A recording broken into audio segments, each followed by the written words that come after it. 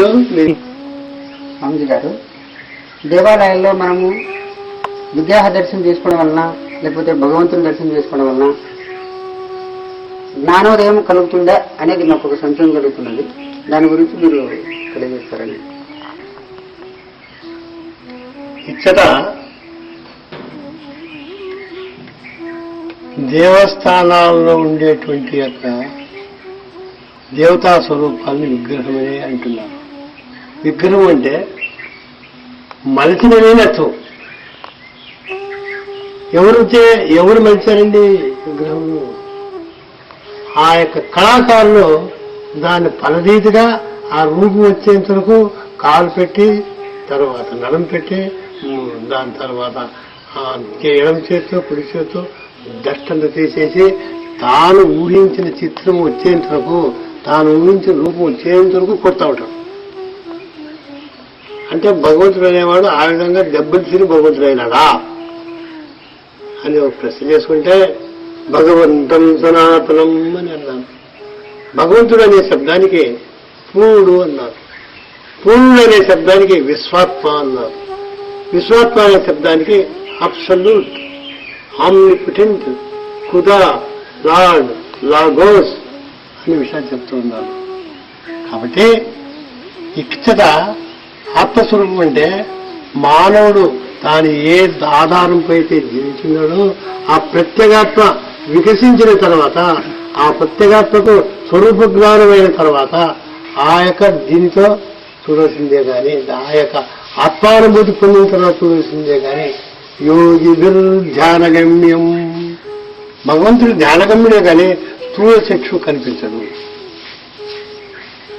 ఆ విధంగా భగవంతు స్వరూపం తీసుకోవాలంటే నీ దేహంలో ఉండే జీవాత్మను పూర్తిని మెలకువ చేసి తద్వారా వచ్చేటువంటి ఆనందాన్ని చూసిన తర్వాత నీకు మనసు ఏకాగ్రత వచ్చిన తర్వాత ఆ ఏకాగ్రత మనసుతో నీకు ఏమవుతుంది అంటే ఒక విధమైనటువంటి స్థితి వస్తుంది. దాన్ని తప్పించేటువంటి స్థితి తపస్తత్వ తపస్తత్వ తపస్తత్వ తపస్తత్వ అన్నారు. ఆ తపస్సు తీవ్రమైనప్పట్లో భగవంతుని యొక్క స్వరూపం కలుగుతుంది. భగవంతుని యొక్క ఆ ప్రకాశం ఈ యొక్క మన దేహంలో ఉండేటువంటి జీవాత్మపై ప్రదర్శించినప్పుడు జీవాత్మ యొక్క స్వరూపం ఆ దైవానుగ్రహం వల్ల నీకు భగవద్ దర్శనం కలుగుతుంది. ఆ దర్శనం మాత్రం అలాంటి దర్శనం కలిగినప్పుడు దాన్ని విశ్వాత్మ అని చెప్పారు. దాన్ని ఆత్మ అన్నారు గురువు గారు. ఆత్మ అంటే విశ్వాత్మక ఆత్మ అన్నారు. మన దేహంలో ఉండేటువంటి పంచభూత శరీరంలో ఉండేదని ప్రత్యేగాత్మ అన్నారు. అందులోనే స్వామిజీ గారు ఆత్మ సర్వోత్తమ ఓం అని అన్నారు. కాబట్టి అలాంటి ఆత్మను సృష్టిస్తున్నాము.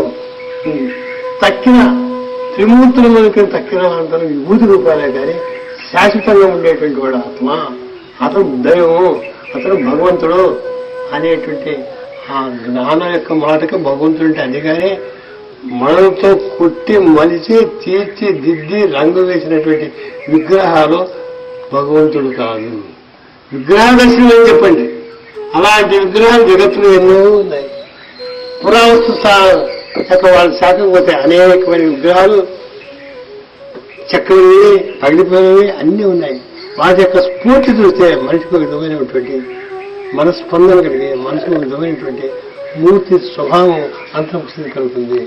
కాబట్టి అదే భగవద్ దర్శనం అయినప్పుడు ఆ భగవంతుని చూసినప్పుడు ఆ విశ్వాత్మ యొక్క అనుగ్రహం నీపై పడినప్పుడు ఆ విశ్వాత్మ యొక్క ప్రకాశం నీపై ప్రసరించినప్పుడు నీకు జ్ఞానోదయం అని చెప్పండిగానే మనం చేసేటువంటి విగ్రహాలపై చూస్తే స్థూల పూజలు చేస్తే ఇవి చేస్తే అక్కడ జ్ఞానం రాదు. జ్ఞానం రానివాడు నహి జ్ఞానేన సదృశం అని అన్నారు. కాబట్టి స్థూల విగ్రహ పూజల వల్ల నీకు జ్ఞానం రాదనే యొక్క ఊహని ఆ యొక్క అర్థాన్ని మీరు తెలుసుకొని సాధన చేయవలసి